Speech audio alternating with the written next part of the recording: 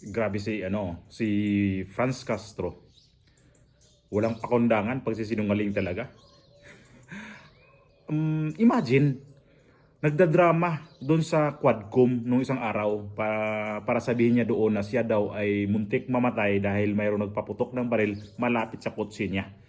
Ibig palabasin niya nito ay para siyang aambusin. Mali-mali pa eh. Yan ang hirap kasi nito sa mga ganitong mga taong sinungaling. Magkwento, hindi na accurate yung mga kwento niya. Ito yung balita na nandun siya sa may Quadcom. Doon siya nagsumbong. Bakit doon siya nagsumbong? Bakit di siya nag-report ng pulis? Ngayon ang pulis pa ang para ang mga pulis pa nito ang may kasalanan sa nangyari daw sa kanya. Ito po ay personal and collective privilege dahil may kinalaman po sa aking seguridad. So, kagabi po, Mr. Chair, mga bandang 11 o'clock o 11 p.m., nasaksi po tayo doon sa isang insidente na pagpaputok ng baril ng pulis. So, binabagtas po namin, ewan ko pa lang po kung main road ito ng BGC, meron pong pulis sa harap namin, police car, at merong dumaan na naka-motorbike sa harap namin hanggang sa lumabas po yung police, Mr. Chair. Doon sa mobile car po, lumabas po yung dalawang police at hinabol po yung naka-motorbike at yung pong naka-motorbike ay dumaan sa harap namin hanggang doon pumunta sa likod. At nagulat po ako, Mr. Chair, pinaputukan ng isang pulis yung naka-motorbike. So, hindi namin alam kung anong insidente ito, ano ba itong mga naka-motorbike na ito. Talagang natakot po ako, Mr. Chair, at kinihila na lang po ako ng aking mga kasamahan at pinadapa, at pinadapa. Natakot po ako, Mr. Chair, dahil bakit po nagkakaroon ng ganitong insidente na sa gitna ng traffic, Mr. Chair, ay nagpapaputok ang pulis. So tingin ko po ay hindi tama ito dahil sa gitna po ito ng mga sibilyan at traffic po ito at marami pong sasakyan. So naalala ko po, Mr. Chair, yung insidente na naganap noong 6 years ago sa Talaingod na kung saan nandun po kami sa isang lugar sa Talaingod ay pinaputukan din ang sasakyan ko ng dalawang riding in tandem. Kaya po sana po ay magkaroon tayo ng report, lalong-lalo na po dito sa station ng police na sumasakop po sa BGC. Kung ito po ba ay legitimate na operation. Pero hindi po dapat nagpapaputok sa harap ng mga civilian. Alam ba nila na nandoon po ako? Sa gitna po nagpaputok, hinabol sa likod. Kaya po, Mr. Chair, tinitake ko po ito kung hindi po magkakaroon ng police report na kung ano man po itong insidente na ito, tinitake ko po ito as personal threat sa aking seguridad.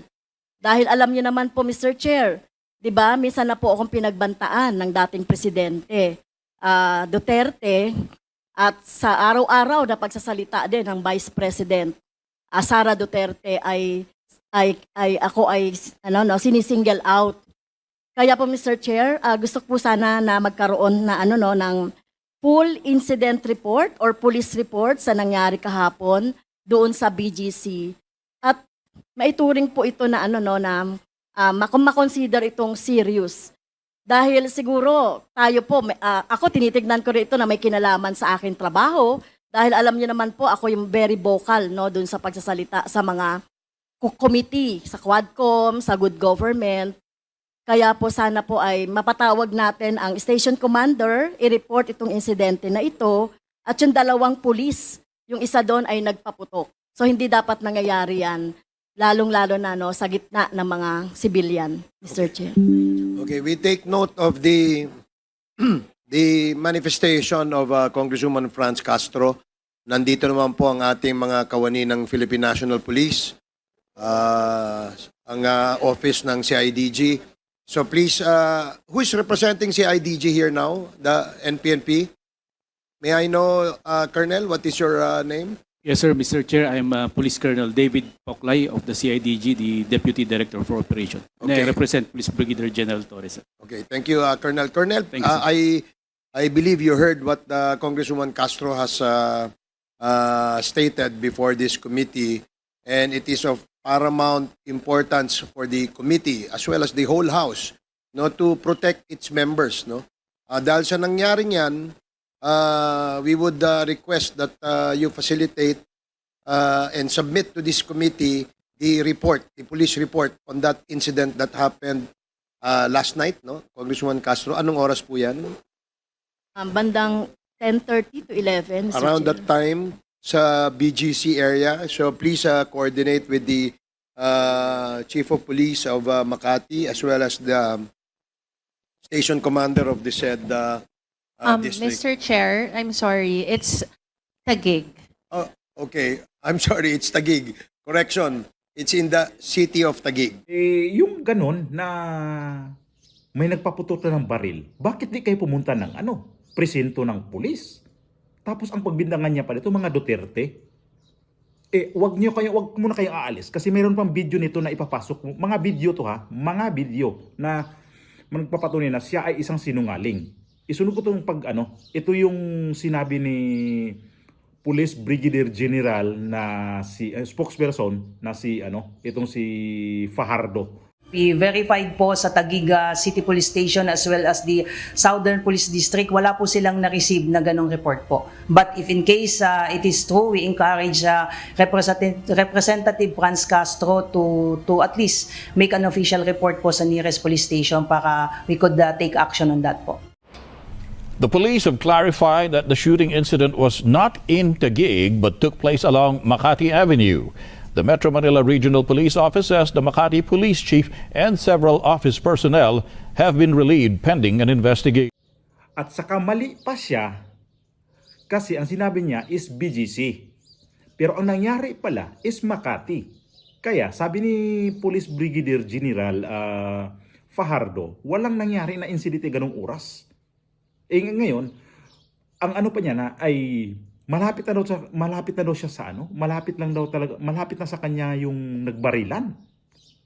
Ito si Castro, dapat i-contempt to. Kasi nandun to sa sa Kongreso. Dapat i-contempt nyo yan kasi nagsisinungaling ngayon, parang inikot niya yung buong media para magpapatunay na siya ay muntik mamatay, aambusin siya kasi mga Duterte nga ang pinagbintangan niya. Pwede to siyang kasuhan ito sa mga Duterte. Kasi nga daw, vocal siya sa mga nangyari ngayon, sa mga... Ito si Castro, naligo ba to ng ilang araw? Mukha na nga itong walang paligo, itong dugyot na nga tingnan to siya sa matanda na to. Dapat magsumbong ka sa mga pulis. Ikaw mag-report sa mga pulis, hindi yung ikaw mag-antay ng police incidents kasi ikaw yung sabi mo muntik kang mamatay. Ito yung ito pa yung video na in-interview siya sa radyo. Representative, Daddy, sino siya? si Congresswoman Franz Castro ng ACT Teachers Party List. Kaugnay po nung sinasabing shooting incident, saan ba? Makati ba o Taguig City? At ano ba ang issue? Bakit nakukonekta si Congressman Franz Castro sa naturang shooting incident? Ang sabi ho din sa report, nirelieve na sa pwesto yung hepe ng Makati City Police. Magpakwento ho tayo mismo kay Cong Franz Castro. Kong Franz, magandang gabi ho sa inyo. Si Johnson po ito sa Teleradyo Serbisyo. Good evening. Good evening, Johnson, at sa iyong mga taga-subaybay. Opo, bagamat siguro ilamanan ng balita ito, pero para sa mga hindi nakasubaybay dun sa kwento una, ano ba talaga nangyari? Anong meron nung time po na yon na kayo naroon? BGC ba ito or Makati nang merong magpaputok ng baril?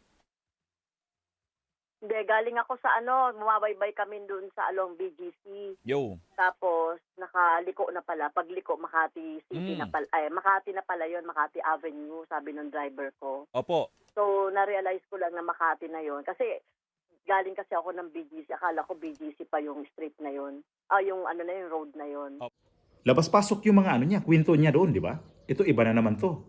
Mga police, mobile, tapos nag-mobile na. Pag ito yung isa lang sa Quadcom, sigurado to, i-contempt. Kasi nagsisinungaling Hindi na siya, nagsasalita ng totoo. Sinungaling na Pag kayo mag-contempt ng nagsasalitang totoo, ang bilis nyo mag-contempt dyan. Pag ito isa lang nyo to nga sa Quadcom, kasi siya daw, vocal daw siya sa Quadcom at saka itong sa isa pang committee. Tapos di naman daw yung lingid sa kaalaman na parang tinatarget siya ng mga Duterte. Ang bilis mo mag-akusa, matandang Castro ka. Ang bilis mo mag-akusa. Pag ikaw nag-akusa, wala namang katibayan. Pag ikaw nag-akusa sa mga tao, pag ngayon nag-akusa ka sa mga Duterte, wala namang katibayan yan na ang mga Duterte nag-ano sa'yo. Sino ka ba para pag-aksahan ng oras sa mga Duterte? Wala kang wala kang power. Nakakadismaya ka, nakakadiri na yung diskarte mo para lang bumango para sa kandidatura mo sa Senado.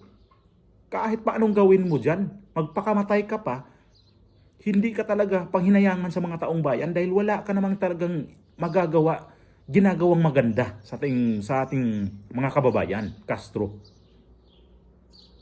Grabe, magsinungaling ka pa. Pati mga media, iniikot mo na. Halata ka na nagsisinungaling kasi nga pati pulis nga hindi. Tapos ang ano pa niyan, hindi sa BGC, sa Makati ang may barilan. Tapos ang ano pa niya, sa BGC daw. Hala Castro, di mo alam yung lugar? Ignorante ka ba sa lugar? BGC, yun, Makati na pala. Tandaan, napansin nyo? Ay, Makati na pala yun. Pagka ikaw imbestigahan yan, talaga iko-contempt ka kasi nagsisinungaling ka eh. Sana mapanood tong video nitong hayupak na tong matanda na to. Sabihin ko sa'yo, matanda ka. Sabi kayo, halata na matanda ka kasi di mo nang alam nga yung lugar kung saan nangyari yung nagbarilan. Baka napulot lang niya yun sa mga kwento-kwento tapos inano niya na, oo, malapit ako doon. Kayo, isumbong ko to sa Quadcom. Ito si Barbers naman, paniwala. Palibhasa kasi parehas kayo mga sinungaling, mga congressman niya sa Quadcom.